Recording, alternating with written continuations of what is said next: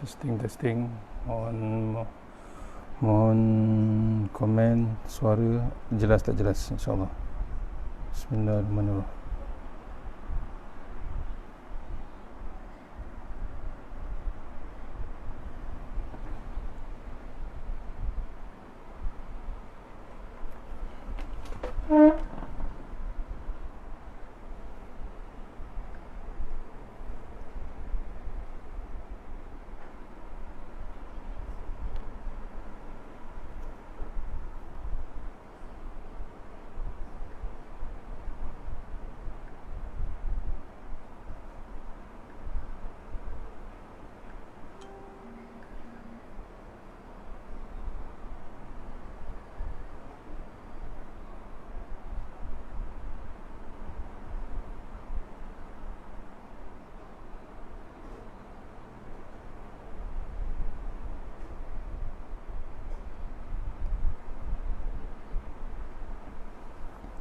Assalamualaikum warahmatullahi wabarakatuh.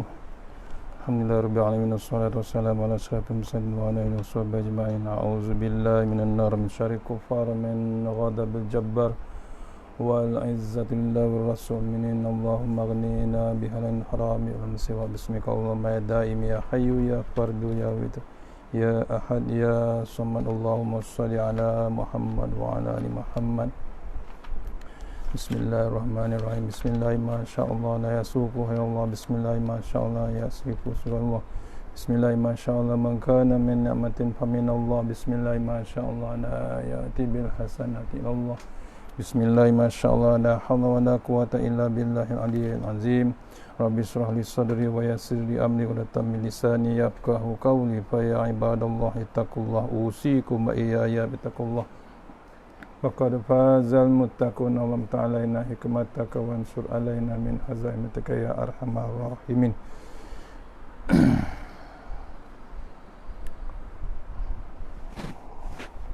Alhamdulillah, jumpa kita untuk pertama kalinya waktu PKB, insyaAllah.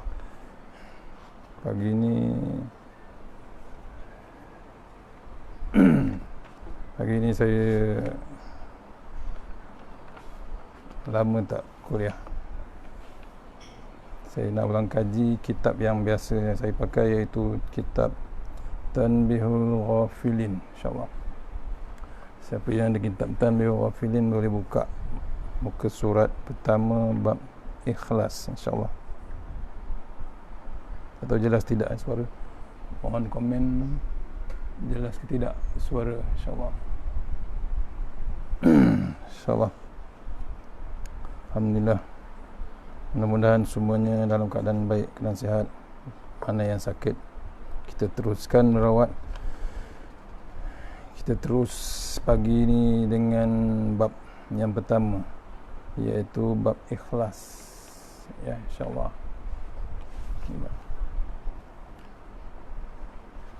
Saya buat terus daripada Taman Tropika Sungai Tangkas, Bangi, insyaAllah. A'udzubillahi minasyaitonirrajim. Bismillahirrahmanirrahim. Kita ulang kaji bab Tanbihul Ghafilin, yakni bab ikhlas, yakni bersih hati dari segala matlamat selain keredaan Allah Subhanahu wa taala. Kita dah hampir bulan Ramadan, hampir tinggal lagi 4-5 hari. Dan renungkan perangai kita, macam mana ikhlas kita, insyaAllah. Tengok dalam kitab ni. A'udzubillahi minasyaitonirrajim. Al-Faqih Abu Laits berkata, telah menerangkan kepada kami. Muhammad bin Al-Fadil bin Ahnaf berkata, telah menerangkan kepada kami.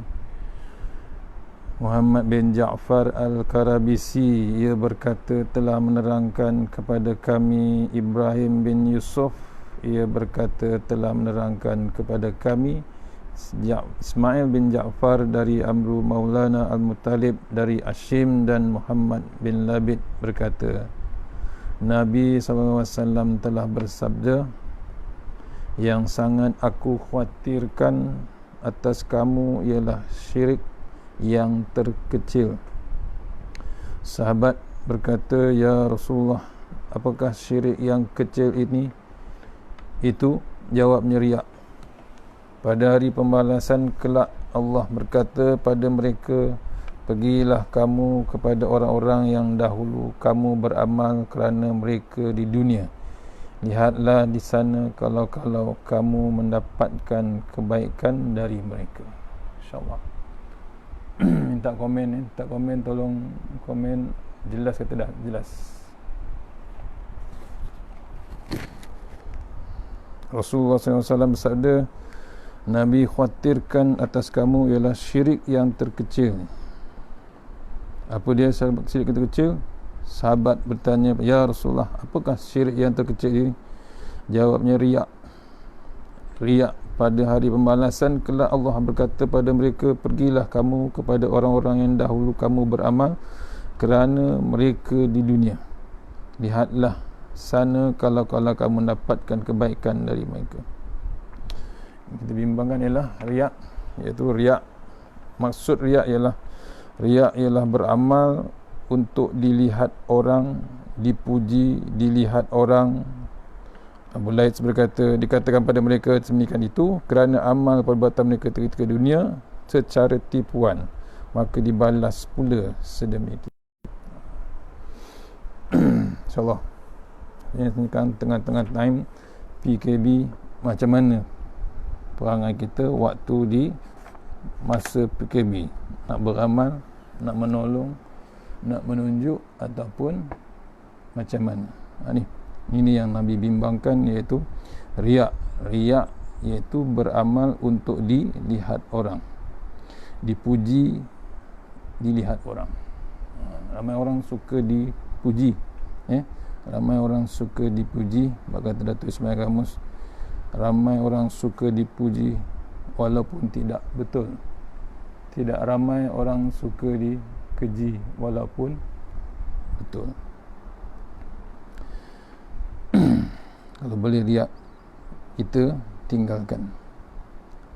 Firman Allah Subhanahu Wa Taala, yukhadi'una Allah wa huwa khadi'uhum.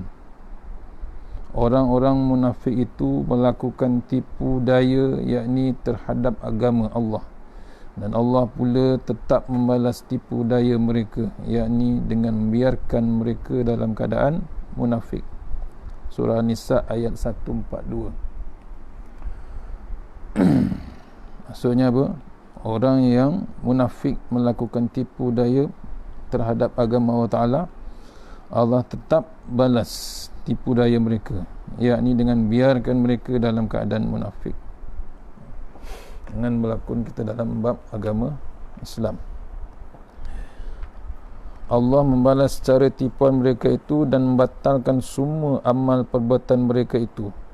Kerana kamu dahulu tidak beramal untukku, maka pembalasan amalmu tidak ada padaku. Sebab tiap amal yang tidak ikhlas kepada Allah, maka tidak sampai kepadanya. Kerana itu tiap amal yang dikerjakan tidak kerana Allah dan kerana lainnya, maka Allah lepas tangan daripadanya. Amal Allah balas cara tipuan mereka itu dan membatalkan semua amal perbuatan mereka itu. Kerana kamu dahulu tidak beramal untukku, maka pembalasan amalmu itu tidak ada padaku. Sebab tiap amal yang tidak ikhlas kepada Allah, maka tidak sampai kepadanya. Kerana itu tiap amal yang dikerjakan tidak kerana Allah, kerana lainnya, maka Allah lepas tangan. Niat kita macam mana untuk beramal.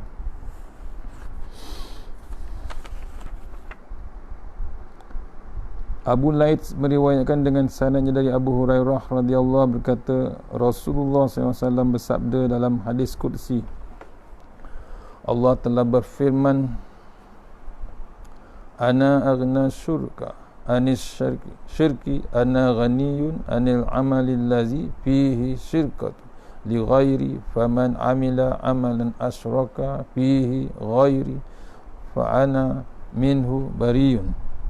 Akulah yang terkaya dari semua sekutu. Aku tidak berhajat kepada amal yang dipersekutukan yang lain-lain.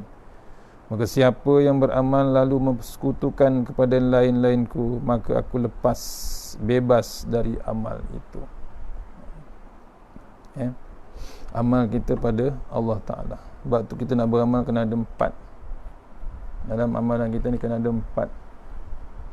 Pertama, mesti ada ilmu. Kedua, mesti ada niat. Ketiga, mesti ada sabar. Keempat, mesti ada tulus ikhlas. Tulus ikhlas mulu pada Allah Subhanahu Wa Taala. Ni waktu bulan Syaban dan hampir Ramadan, macam mana kita nak beramal?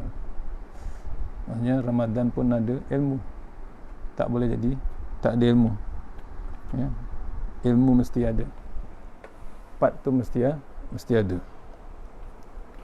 Ilmu kena cari, tak boleh tinggalkan. 4 Pertama ilmu, kedua niat, ketiga sabar, keempat tulus ikhlas. Hadis ini sebagai dalil bahawa Allah tidak menerima amal kecuali yang ikhlas melulu kepadanya. Maka tidak ikhlas tidak diterima dan tidak ada pahalanya. Bahkan tempatnya tetap dalam neraka Jahannam. Sebagaimana tersebut dalam firman Allah, "Man kana yuridu ajilata ajalna lahu fiha ma nasha'u liman nuridu summa ja'alna lahu jahannama yaslaha mazmuman madhura wa man arada al-akhirah wa sa'alaha sa'yaha wa huwa mu'minun fa ulaika kana sa'yuhu mashkura kullan numiddu haula'i wa haula'i min ata'i rabbika wa ma kana ata'u rabbika mahzura." Siapa yang inginkan dunia dengan amalnya, kami berikan kepadanya dari kekayaan dunia.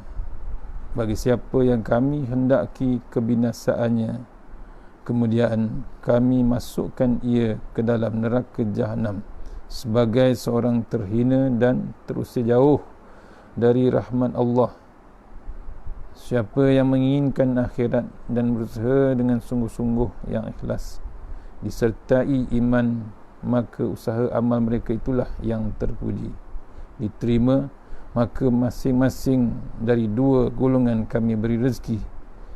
Masing-masing dari 2 golongan kami bagi rezeki, dan pemberian Tuhanmu tidak terhalang, baik terhadap mukmin, kafir, bakti maupun maksiat. Al-Isra ayat 18-20. Maksudnya siapa yang Allah yang inginkan dunia, Allah bagi, ya. Bab amalnya niat nak bab dunia. Yang kita ni niat beramal untuk apa? Ya, ni tengah PKP ni, apa yang sepatutnya kita buat? Apa yang harus kita buat? Apa yang wajib kita buat? Ya, dah tak boleh bergerak ke sana kemari. Ya, walaupun minyak murah, tak ke mana pun. Apa yang sepatutnya kita buat? Kalau ada ilmu, boleh buat. Kalau tak ada ilmu, tak tahu nak buat apa. Makan, tidur, habis. Ni nak Ramadan, sepatutnya apa kita buat? Waktu kena ada ilmu, tuan-tuan, ya, kena ada ilmu untuk mengaji. Kalau tak mengaji, tak ada apa buat, ya. Malam cukup untuk tidur, TV, handphone, ya. Habis macam tu je, ya. Allah bagi peluang ni, ya. Sampai tutup masjid. Dulu masjid kosong, sihat kita tak nak pergi masjid. Sekarang meraung tak nak pergi masjid. Macam mana? Ya. Hanya kena renung kita, macam mana kita nak buat rumah kita macam masjid. Kalau ada ilmu boleh buat, kalau tak ada ilmu tak boleh. Tak tahu nak buat apa. Kena renung kita, Mana kita nak pergi waktu ni? Kalau ada ilmu, kita boleh buat. Paling simple saja, boleh berzikir, sembahyang berjemaah. Kadang-kadang dah macam ni pun masih lagi tak nak sembahyang berjemaah, tak nak sembahyang jemaah, buat hal sendiri, tak nak mengaji Quran. Tu nak mengaji dalam FB macam-macam kuliah mengaji, tak ada yang meriah lah. Tak seorang pun nak ambil tahu. Tu pasal apa? Dengan handphone, dengan games dan macam-macam. Dia kena renung kita di sendiri-sendiri. Tuan tolong. Maksudnya sekarang ni dah makin hebat Allah bagi ingat kita, bagi peringatan kat kita supaya mengingatkan di balik kita pada Al-Quran. Maksudnya dah tak boleh pergi masjid, maknanya buatlah rumah kita macam masjid. Maknanya buatlah, jangan tunggu Ramadan. Ni kita start praktis macam Ramadan. Pagi macam mana, subuh macam mana, zuhur macam mana, asar macam mana, maghrib macam mana. Allah bagi peringatan yang hebat, terlampau hebat, belum sampai mati lagi. Kita yang masih hidup, kata Tuan Guru Datuk Ismail Kamus, mati itu dalam pejam dan celik. Kadang-kadang tengah pejam tak celik-celik, kadang-kadang tengah celik tak pejam, tak boleh pejam. Tu. Sebab itulah sekarang Allah bagi peluang duduk satu keluarga, satu rumah, cuba renung apa yang nak kita buat. Allah bagi nikmat terlampau hebat, terlalu hebat nikmat Allah Ta'ala.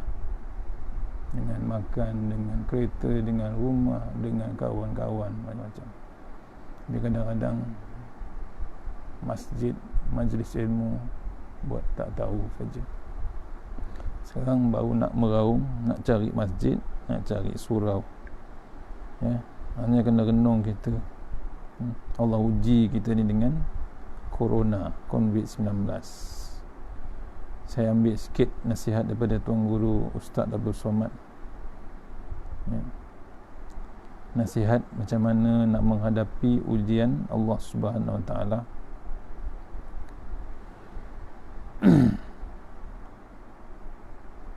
Nak meyakinkan diri kita menghadapi wabak yang hebat ni. Kalau dulu hebatnya bab tahun saja, sekarang wabak yang tidak nampak. Tu antaranya kita kena renung. Waktu sekarang pun kena renung, waktu sebelum tu kena renung, waktu lepas ni pun kena renung. Yang pertama, renung yang Allah buat, yang Allah tunjukkan tu untuk apa? Untuk kita tambah kekuatan iman kita, supaya kita bertambah hebat iman kita. Yang kedua, kita jangan cuai. Bila kita dah diingatkan, jangan kita cuai. Yang ketiga, nikmat. Allah bagi nikmat macam-macam, jangan kita kufur nikmat. Dulu tak nak balik kampung, hari raya pun tak nak jumpa adik-beradik. Waktu raya tak nak jumpa adik-beradik, sibuk dengan sahabat-sahabat, pejabat, sahabat bisnes. Adik-beradik tak nak jumpa, keluarga pun jumpa pun tak nak. Sekarang tahun ni Allah bagi raya sendiri, raya keluarga sendiri. Cuba renung tu. Kadang-kadang kita tak perasan nikmat yang Allah tarik. Waktu raya tak nak pergi kubur, ada orang rajin pergi kubur. Tunggu raya baru pergi kubur, tunggu Ramadan baru pergi kubur. Sekarang tak boleh pergi. Hanya kena renung kita. Siap.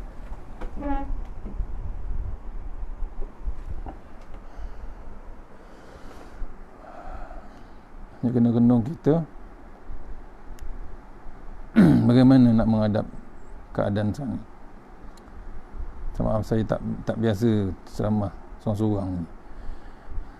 First time cari pengalaman. Apa nasihat tuan dan guru Datuk Ustaz Rahmat? Pertama, ujian Allah Ta'ala ni dah tertulis di Lauh Mahfuz. Apa-apa yang terjadi pada kita memang dah tertulis lebih dulu Allah cipta pena ataupun qalam. Yakin. Dalilnya Allah berfirman dalam surah Al-Qalam ayat 68. Surah Al-Qalam surah nombor 68 ayat nombor 1. Nun wal qalami wama yasturun, demi pena dan apa yang mereka tulis. Ini dah tertulis. Apa yang nak berlaku sekarang dah tertulis. Yakinlah kita. Itu yang Allah buat. Yang kedua, bila nak menghadap bab-bab sekarang ni, orang tidak akan mati sebelum rezekinya penuh dan juga ajalnya sudah sampai. Lepas tu kita ni sampai sekarang kita takut nak keluar, takut nak jumpa orang, takut macam-macam. Lepas tu kita kena ada perisai. Pastikan kita ada perisai. Sebab tu nak keluar rumah ada doa.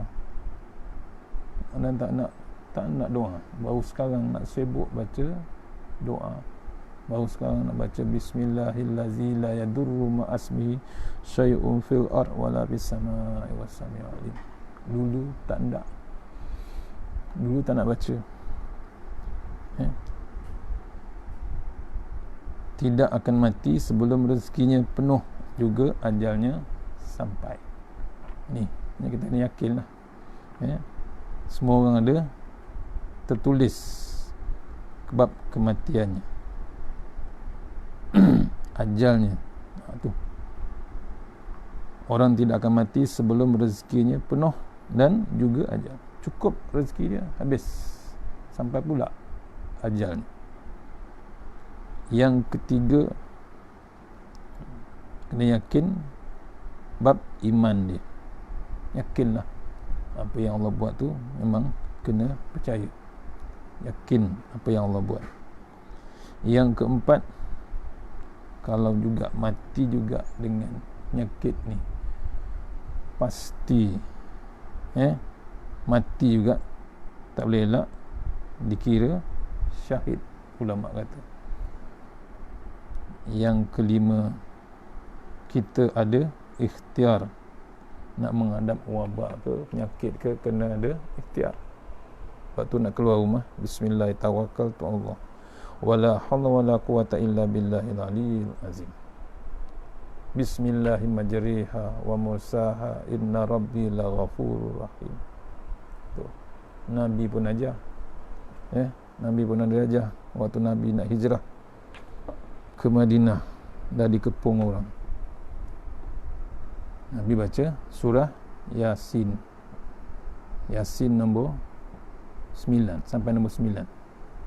Wa ja'alna min baini aydihim saddan min khalfihim saddan fa aghshaynahum fahum la yubsirun. Tu Nabi tabur pasir, tidur semua, lepas pada kepungan orang Quraisy. Pentingnya zikrullah. Macam ni dah zaman-zaman yang kritikal ni, janganlah buang masa dengan TV, dengan handphone, dengan macam-macam. Adakan masa dengan Allah Ta'ala. Memang wajib dah kena ada masa dengan Allah Ta'ala. Malah sedih, dah keadaan semasa macam ni pun masih lagi leka dengan benda-benda yang lawa.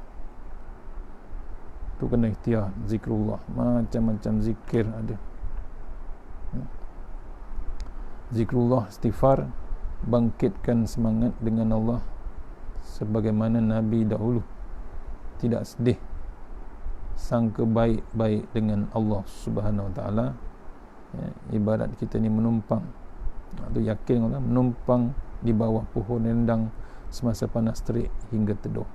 Cukup masa akan pergi. Setiap hujan yang lebat akan berhenti. Setiap panas akan, yang terik akan berhenti jadi sejuk. Itu antara pesanan ulama waktu menghadapi bab penyakit yang hebat ini. Kalau boleh tuan-tuan, dipesan oleh tuan guru saya dulu malam tu, kalau boleh beramal lah. Saya ulang balik, mungkin surau-surau yang tempat saya join kuliah, kalau boleh malam tu bangunlah, tidur awal pukul 11, 12, pukul 4, pukul 3 bangunlah kita, bersihkan diri, solat sunat, wuduk 2 rakaat, solat sunat taubat 2 rakaat, duduk sebentar, duduk sebentar, kita amalkan zikir. Antara zikir sebelum tahajud,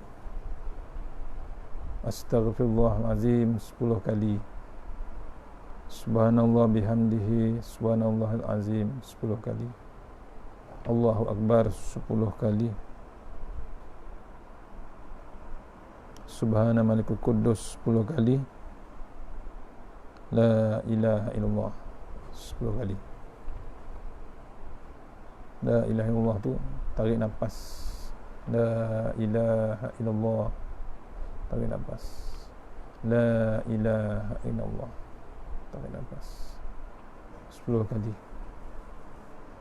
Habis doa, pendek aja doa dia.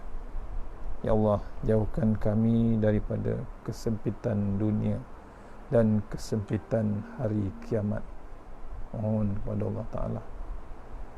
Waktu malam kenalah bangun. Dah dapat penyakit macam ni, nak tunggu apa tuan-tuan?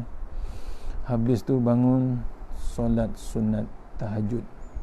Mampu kita buat 2, mampu lagi 4. Biasa tuan guru buat tambah lagi jadi 6 tahajud campur 2 wuduk campur 2 taubat 10. Solat sunat wuduk ni jarang orang buat. Bukan solat wuduk ni, ambil wuduk yang sedut hidung tu pun tak nak orang buat. Sunnah Rasulullah SAW. Solat sunat wuduk Bilal bin Rabah selalu buat. Solat sunat taubat, solat sunat tahajud 2, 4, 6. Habis solat sunat tahajud, kita sambung dengan solat sunat hajat, mohon kepada Allah Ta'ala. Itulah masanya sujud lagi, ya. Wa fawwidu amri ilallah innallaha basirun bil ibad, surah Ghafir ayat nombor 44. Gantung kita pada Allah Ta'ala, tak ada boleh gantung satu. Mohon solat sunnah hajat, sujud yang akhir tu. Habis dah 12, tambah lagi solat sunat istikharah. Senang kita buat keputusan. Bangun lagi, tutup dengan witir 3. Kalau buat 1, tambah lagi 2, pastikan ganjil. Harap-harap boleh amalkan tu. Ya. InsyaAllah takat tugut hari ini. Mudah-mudahan pengisian hari ini kita buat beramal kita waktu nak hampir Ramadan. Waktu ni sekejap lagi dah duha dah masuk duha. Jangan tangguh. Kebanyakan kita ni suka menangguh sebab ibadah, macam yakin sangat dengan panjang umur. Jangan tangguh ibadah kita.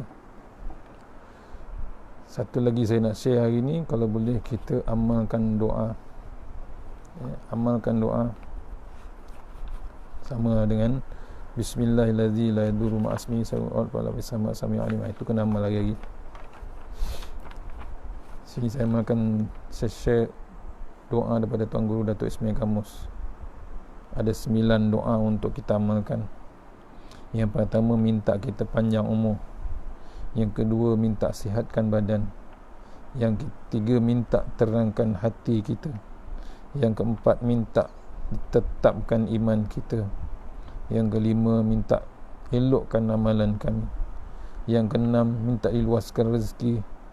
Yang ketujuh, minta didekatkan kita pada bab kebajikan. Yang ke-8, jauhkan kita daripada bab kejahatan. Yang ke-9, tunaikan hajat kita. Yang pertama, Allahumma tawwil a'marana. Mohon tuan-tuan, kalau boleh mohon satu hari lepas sembahyang kita minta panjang umur. Panjang umur bukan apa, bukan untuk seronok ke dunia, untuk kita teruskan ibadat kita yang sikit sangat, takut habis masa. Minta panjang umur. Yang kedua, minta Allahumma tawil amarana wa sahih jasadana. Minta sihatkan badan kita. Ini mengelakkan penyakit. Minta sihatkan badan. Untuk apa? Untuk mengelakkan penyakit, untuk beribadat. Bila sihat kita beribadat. Yang ketiga, minta diterangkan hati kami. Terang. Sebelum ni gelap, tak nak mengaji, tak nak kuliah, tak nak ke masjid. Sekarang dah terbuka, baru terasa masjid tu hebat. Sebelum ni tak terasa hebat. Minta terangkan hati. Amalkan surah Al-Nasrah untuk terangkan hati kita. Yang keterusnya, yang keempat, 1, 2, 3, 4, tetapkan iman kami. Minta kita tetapkan iman. Maksudnya kita ni jangan terlampau takut sangat, terus hilang bab ketetapan iman kita, lupa Allah Ta'ala. Yang keterusnya, elokkan amalan kita. Minta kepada Allah Ta'ala elokkan amalan kita. Maksudnya daripada tak sembahyang sunat, jangan sembahyang fardu je. Yang seterusnya, minta diluaskan rezeki. Rezeki apa? Rezeki macam-macam. Ni dengan tak bekerja dah tak ada rezeki. Ada, setiap orang ada rezeki. Yang seterusnya, minta dekatkan kita pada bab kebajikan. Senang nak buat baik, minta kepada Allah Ta'ala untuk buat kebajikan. Yang ke-8, jauhkan kita pada bab kejahatan. Berhentilah. Ada yang pelik, orang masih dengan keadaan bala yang Allah turunkan ni, masih lagi nak buat maksiat, masih lagi nak tunjuk maksiat dalam grup WhatsApp, dalam grup Facebook, dalam grup kampung pun ada. Bukan nak mengaji, bukan nak apa. Janganlah. Yang ke-9, minta Allah Ta'ala tunaikan hajat kami. Itu. 9 doa. Kalau boleh amalkan satu hari ni, tiap-tiap hari 9 doa ni. Yang pertama, minta Allah Ta'ala panjangkan umur kita. Yang kedua, minta sihatkan badan kita. Yang ketiga, minta terangkan hati kita. Yang keempat, tetapkan iman kita. Yang kelima, minta elokkan amalan kita. Yang keenam, minta luaskan rezeki. Yang ketujuh, dekatkan kita daripada bab kebajikan. Yang ke-8, minta kita jauhkan daripada bab kejahatan. Akhir sekali, minta Allah tunaikan hajat kita. InsyaAllah takat tukar hari ini. Mudah-mudahan pengisian hari ini dapat kita bawa menghadap Allah Ta'ala dalam keadaan yang hebat sekarang ni. Mohon ampun maaf tersilap bahasa, terkena bahasa. Jumpa lagi di masa yang akan datang, insyaAllah. Kita sudah surah Al-Fatihah.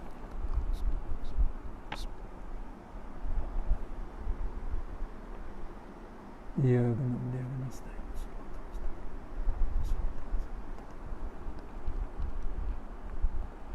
minta tolong komen ya, insyaAllah. A'udzubillahi minasyaitonirrajim. Bismillahirrahmanirrahim. Allahumma tawwil a'marana wassahi ajsadana wa nawwir qulubana wassabbit imanana wa ahsin a'malana wa wassi' arzaqana wa ilal khairi qaribna wa anis syarri abna wa qdi hawadina fid din wa dunya wal akhirah. Ya Allah, panjangkan umur kami, sihatkan badan kami, terangkan hati kami, tetapkan iman kami, elokkan amalan kami, luaskan rezeki kami, dekatkan kami kepada kebajikan, jauhkan kami daripada kejahatan, tunaikan hajat kami. Rabbana atina fid dunya hasanah wa fil akhirati wa qina azabannar. Wassallallahu alaihi wasallam walhamdulillah. insyaallah. Assalamualaikum warahmatullahi wabarakatuh.